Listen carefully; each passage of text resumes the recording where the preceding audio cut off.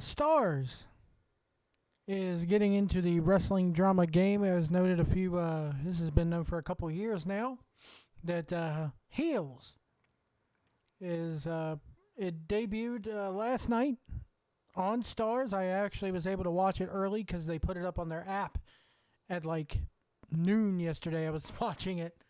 I liked it. I really did like the show. As you guys know, we cover a little bit of movies and stuff on here, and a little bit of the Hollywood genre.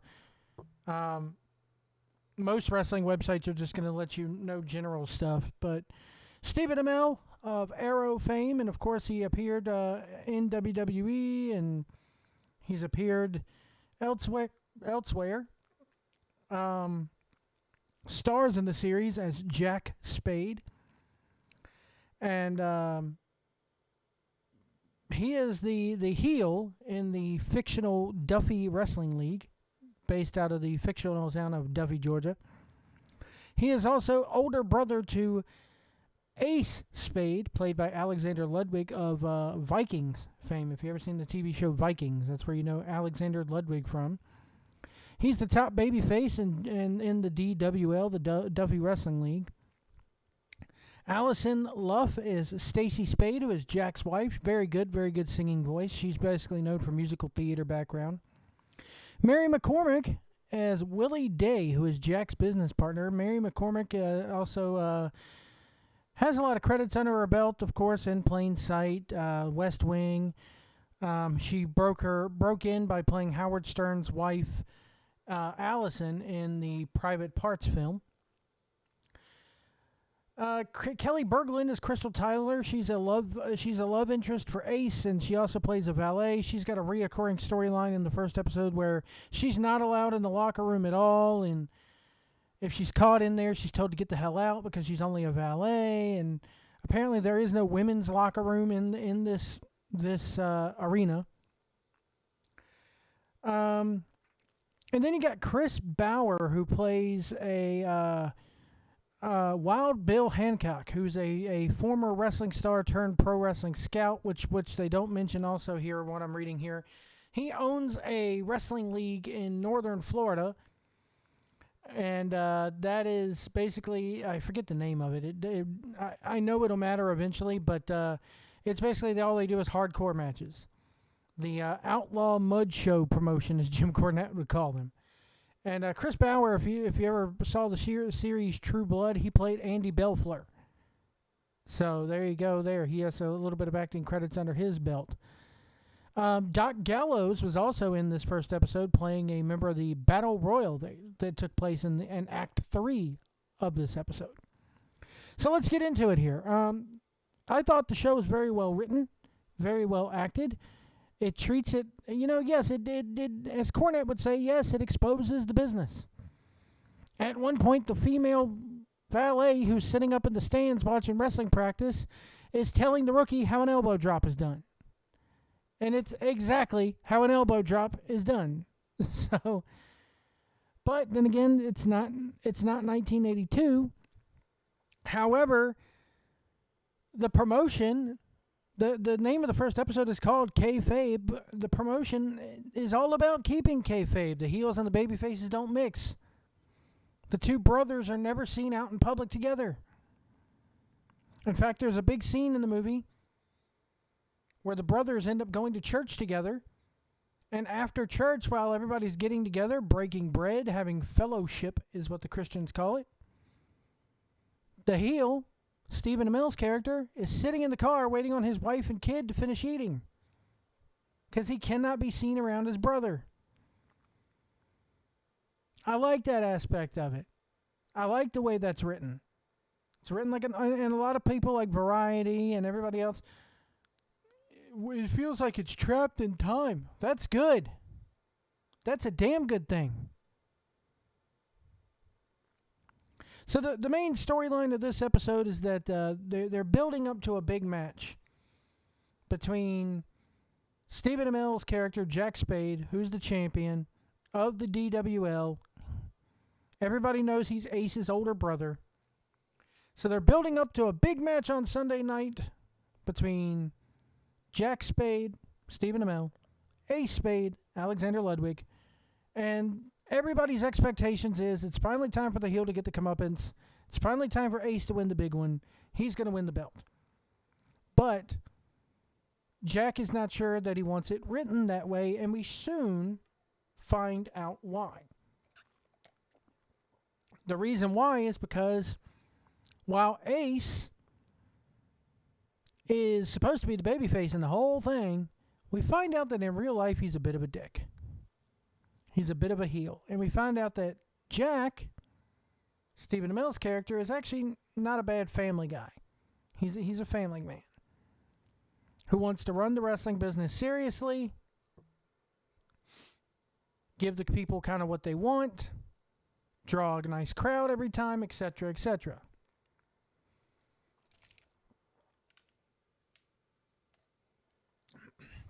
Sorry, guys, I am thirsty tonight.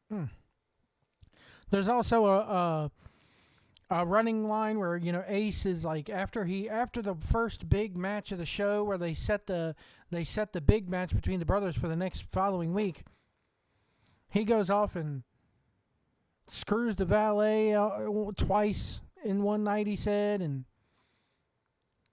he's caught coming to church late, which if you're in Georgia, that's a sin.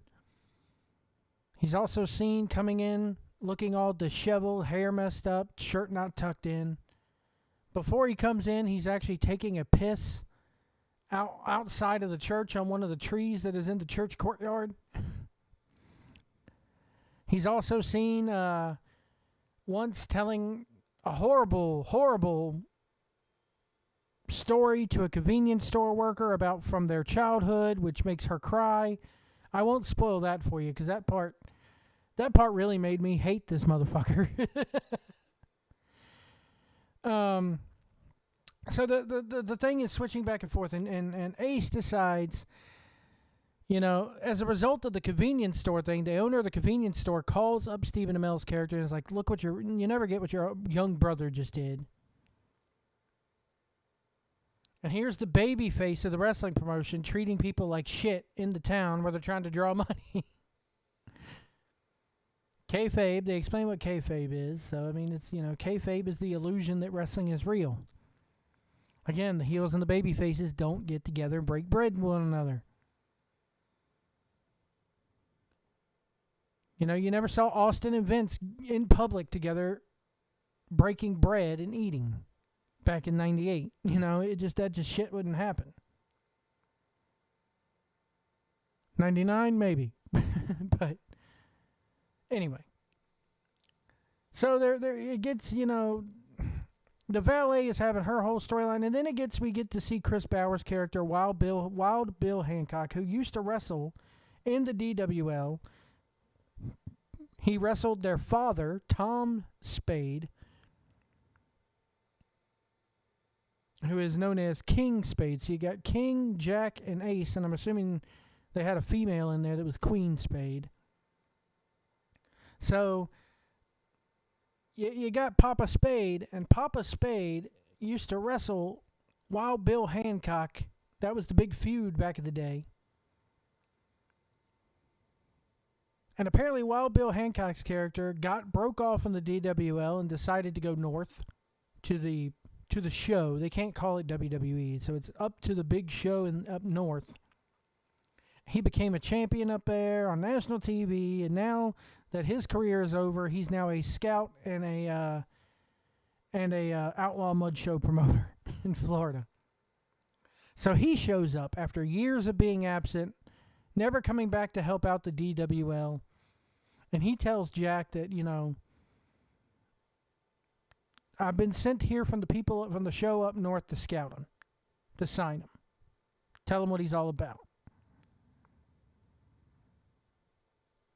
So then you have the dynamic of, is Steven jealous of his brother, even though his brother's a fuck up in real life a little bit and really wild and reckless? He thinks this other promoter is trying to come in and break up what they have there in Georgia locally. You even have one point where the manager, Crystal Tyler, she's looking at Ace going, are you going to take me with you up north? Honey, it doesn't work like that, sadly. Just ask Scarlett and fucking Karrion Kross. And they are in the same promotion. Anyway. So it gets down to the big match. And these two end up getting into it backstage. And the show ends with a bit of a screw job. I won't spoil it too much for you, but it ends in a, oh my God. The good guy, the older brother, just screwed over the younger brother. And now we're off to the races. I thought it was a fairly decent show. It's not as bad as what, I mean, here we go. Variety's talking about drama built for endurance. And they go on to trash this article here, goes on to pretty much trash the series. Let me see here if I can load this up here. I'll read this review to you. The contemporary television landscape is littered with examples of ambitious to a fault dramas, but on lofty concepts and complex structures. Shows that often burn fast and hot in a plot, or hot in a pilot, only leave unnecessarily where they could possibly go. Such is not the case with Heels, Star's family drama about a small-town wrestling league and the sibling rivalry at its wobbly foundation. Heels is built for endurance, not for speed, and it wouldn't come as a surprise if in another 2 seasons it starts popping up in a TV's best drama conversation. So far, so good. That said, the journey toward realizing that potential is slow and amorphous for the first full half of its season, or for its debut season. For a show set in a potentially explosive environment, Heels comes with an awfully long fuse to it. Well, there's parallels between this show and wrestling. Slow burn. Keep the people coming back for more. You don't have to blow your load in the first season. Stephen Amell, going back to the Variety article, stars as Jack Spade, the put-upon older brother tasked with maintaining the Duffy Wrestling League, a scrappy band of brawlers. Yeah, I hate that shit. Next thing you know, they're going to be calling it wrestling with a W. W-R-A-S-S. It's wrestling, not wrestling. DLW is a family business launched and stewarded by Jack's father, Tom, then hastily passed down to Jack following Tom's death by suicide. So there you go. He died by suicide. Okay. So Dad is dead. For Jack, writing the DLW's salacious scripts and managing moonlighting wrestlers was always in the plan. But younger brother Ace, a magnetic Alexander Ludwig, grew up destined for greater things outside their small town, so he understandably sullen about being stuck in Duffy and living with his mother. Ace's only escape is in the ring, where Jack's labored scripts position him as a hero, or face in wrestling parlance. See, there you go. There you go. I knew they were going to do it. Do they got to treat pro wrestling like it's still county fair material?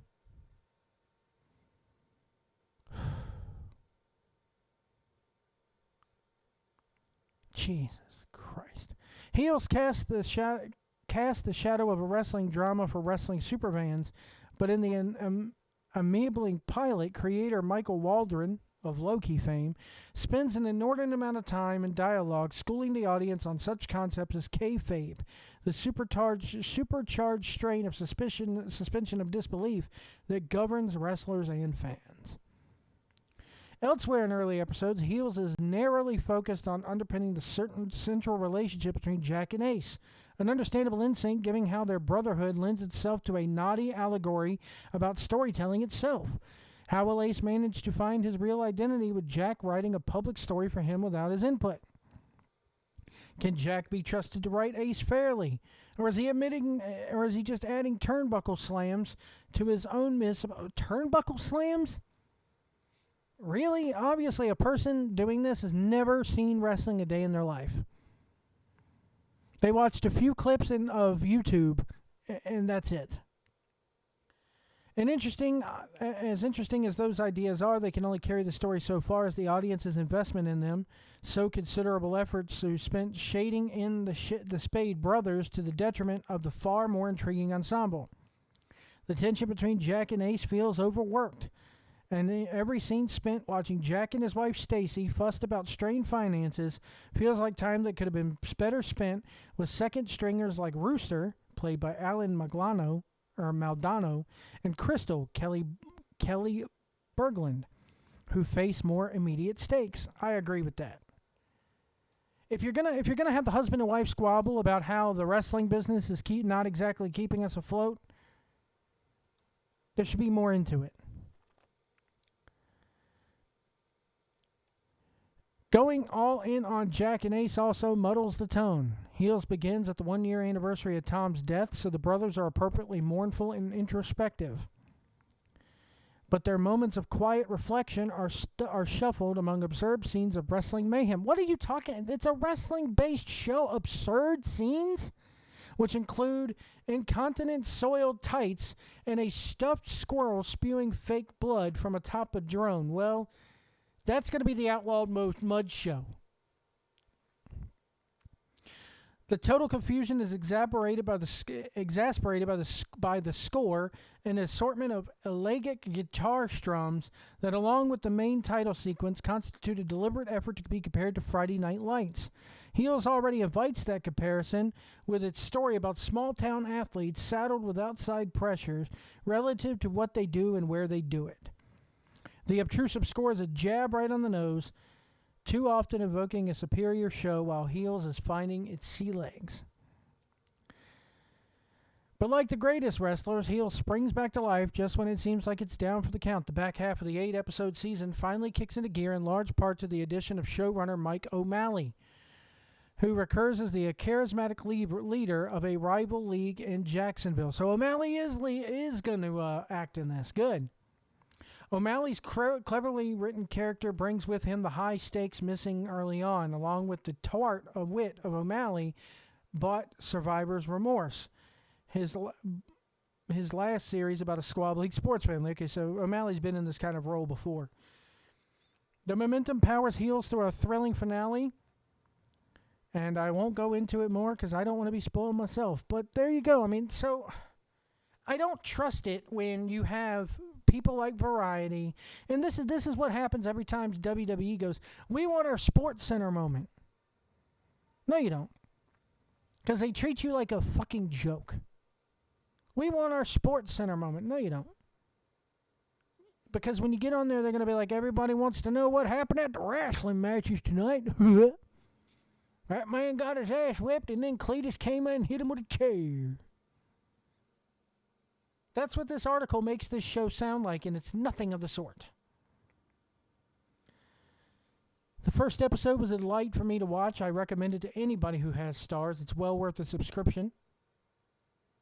If you already have Stars, check it out on demand right now. You could go to the Stars app, sign in with your TV provider, and watch it there. No, I'm not getting paid by Stars or Stephen Amell or anybody else to say this.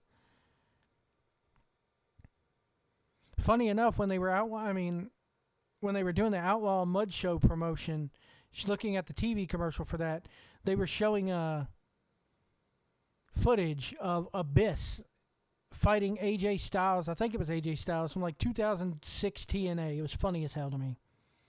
Started busting out laughing when it came on, and my wife was like, "What's so funny?" So to me, Heels is worth a look. I can't wait for the second episode this coming Sunday. Go check it out if you want to go see something that's different, that does not really insult your intelligence. I got to be honest, man. I got CWF Mid-Atlantic vibes. If you don't know what CWF Mid-Atlantic is, look them up on YouTube and have fun. That's all I could say. You'll be down that rabbit hole for days.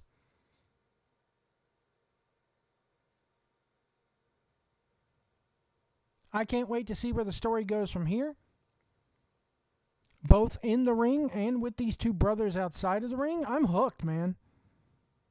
I am definitely hooked with this. I loved it. That's going to do it here for this Heels review. Variety, you can kiss my ass is for all I care, man. You're this guy who wrote this article. Who wrote this article?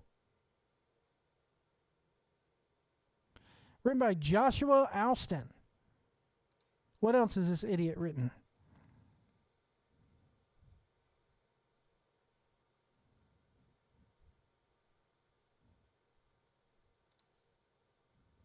Oh, a guy whose Twitter handle is Real Joshy Poo. Well, no wonder. It's probably some woke limp dick idiot. Anyway.